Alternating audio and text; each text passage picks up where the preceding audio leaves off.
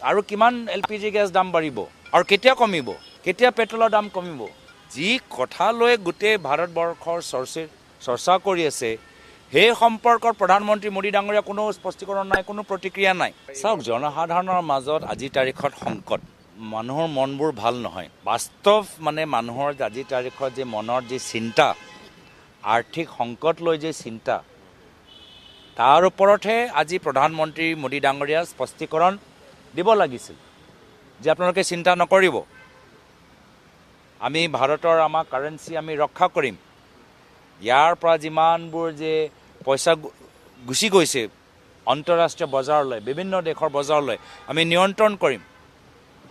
চাইনাৰ পৰা যে আমি ইম্পৰ্ট বছৰে বছৰে কৰি আছোঁ, আমি সেইখিনি কৰিম। LPG গেছৰ দাম আমি কমাম, মূল্য বৃদ্ধি নিয়ন্ত্ৰণ কৰিম। 10 দিনৰ ভিতৰত হ'ব, 18 দিনৰ ভিতৰত হ'ব। যি কথা লৈ গোটেই ভাৰতবৰ্ষৰ চৰ্চা কৰি আছে সেই সম্পৰ্কত প্ৰধানমন্ত্ৰী মোদী ডাঙৰীয়া কোনো স্পষ্টীকৰণ নাই, কোনো প্ৰতিক্ৰিয়া নাই। আৰু কিমান LPG গেছ দাম বাঢ়িব আৰু কেতিয়া কমিব, কেতিয়া পেট্ৰলৰ দাম কমিব। তো এইবোৰ বিষয়, সেইটোৱে দুখ লাগে যে যি বিষয় লৈ ৰাইজে আজি শংকা কৰি আছে তাৰ ওপৰত বিজেপি দলে কোনো ধৰণৰ তেওঁলোকৰ পদক্ষেপ নাই। মাত্ৰ মানুহৰ মাজত কেনেদৰে বিভ্ৰান্তি সৃষ্টি কৰিব পাৰে, বিষয়টো ডাইভাৰ্ট কৰিব পাৰে, মিডিয়াক ডিষ্ট্ৰেক্ট কৰিব পাৰে, সেয়া হ'ল তেওঁলোকৰ অনুকূল। আজিও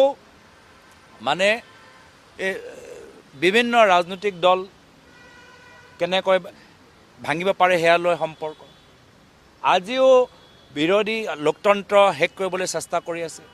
এতিয়া ৰাজ্যসভাত মনোনয়ন পত্ৰৰ ৰিটাৰ্ণিং অফিচাৰজনে অভিযোগ, বিজেপি দলৰ অভিযোগ অহাৰ পিছত এতিয়া তেওঁলোকে ৰখাই তোলে। আমি অসমৰ ভিতৰত কিমান ৰিটাৰ্ণিং অফিচাৰসকলক বিজেপি বিৰুদ্ধে আমি প্ৰমাণ দিছিলোঁ। কাৰ্বি আংলঙত বিজেপি এজনৰ ব্যক্তিজনৰ, বিধায়কজনৰ ক্ৰিমিনেল কেছ আছে, নাই দেখুওৱা।